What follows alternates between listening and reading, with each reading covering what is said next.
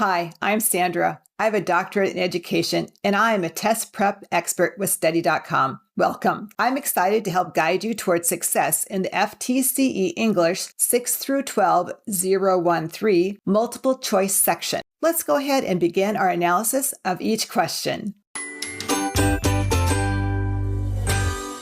Karen Bilson is working on her PhD in English literature at the University of California at Santa Barbara. She's interested in studying how the Norman invasion of 1066 changed the English language by adding many words from French. Her 300-page thesis contains copious footnotes, a table of contents, and a bibliography that lists both primary and secondary sources. However, page 4 of her dissertation contains the most important part of her analysis. It is on this page where she states the idea which she wishes to prove with her dissertation. What is that idea called? Well, let's go ahead and analyze this question. And the word thesis here pops up, and that's really important for us to take a look at. And also we want to make sure that we realize that what this whole long, lengthy setup is really focused on is the dissertation. And then also, again, an idea.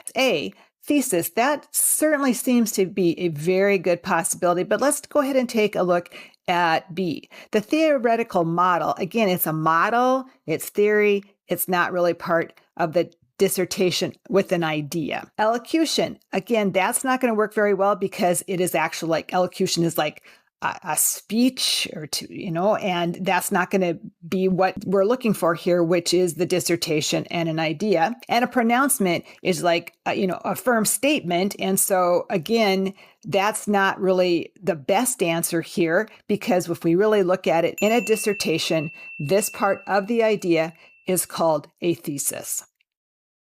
Which method would be best for evaluating student understanding of a text's main points and supporting details?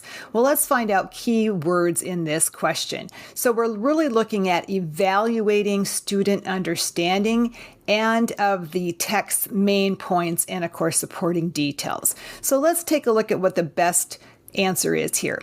A, group discussions. Well, you're going to have a large group of people or a small group. It doesn't matter. It's really hard to know if an individual understands and is able to evaluate a text's main points. So that's not a great answer.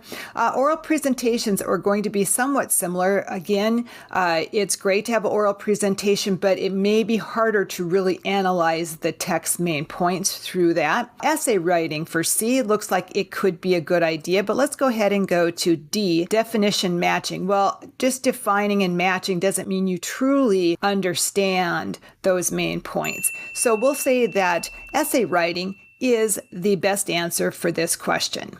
Students learned that the suffix able creates an adjective that refers to something being possible. They are asked what the word amendable means, and students should be able to recognize that the word refers to.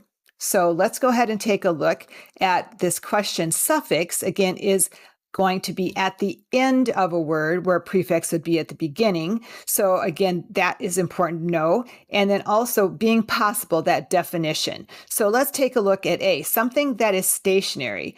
That has nothing to do with being possible. Influential is the same situation for B. Something that can be changed looks like that is possible. But let's look at D. Something that is exciting, again, has nothing to do with something that is possible. So it looks as though the best answer here would be letter C.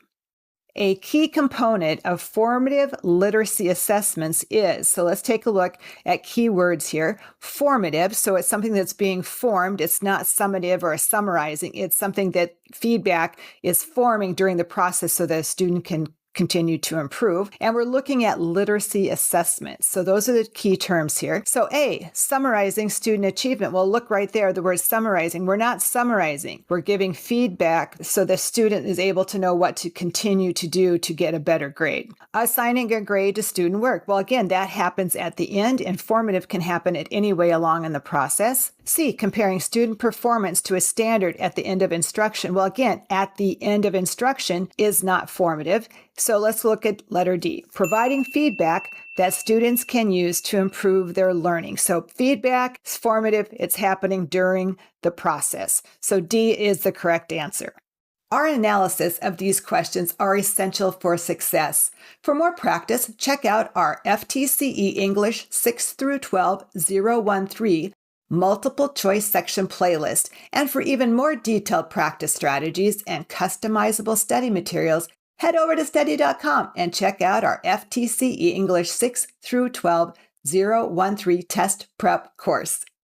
Those who use study.com boast a 92% pass rate. With our resources, you'll know exactly what to expect on test day. Like this video and subscribe to this channel to get all the latest FTCE test updates. And please leave your questions and success stories in the comments. We'd love to hear from you. Thanks for watching and happy studying.